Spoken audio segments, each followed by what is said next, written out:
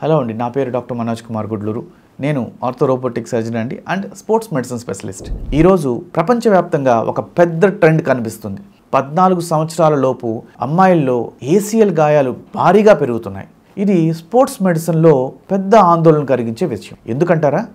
అమ్మాయిలు హిప్ నిర్మాణంలో కావచ్చు ఆర్ హార్మోనల్ మార్పుల్లో కావచ్చు, నీ అలైన్మెంట్ వల్ల ఏసీఎల్ అనేది కొంత బలహీనతగా ఉండే అవకాశం అనేది ఎక్కువగా ఉంది. అదే సమయంలో చిన్న వయసులోనే హై ఇంటెన్స్ ట్రైనింగ్, బ్రేక్ లేకుండా కాంపిటేటివ్ స్పోర్ట్స్లో ఆడటం, దీని మీద ఒత్తిడి చాలా బాగా పెరుగుతుంది. సో సరిగ్గా వార్మప్ చేయటం కానీ, కోర్ మజిల్స్ బలంగా లేకపోవటం కానీ, ల్యాండింగ్ టెక్నిక్స్ తప్పుగా ఉండటం కూడా ప్రధాన కారణాలుగా ఉన్నాయి. ఏసీఎల్ గాయాలను తగ్గించడానికి neuromuscular training, strength training and strength conditioning మరియు రెస్ట్ పీరియడ్స్ అనేటివి చాలా ముఖ్యం. ఇది కరెక్ట్గా చేస్తున్న వాళ్ళందరికీ కూడా ఈ గాయాలనేటివి చాలా తక్కువగా చూస్తున్నాం.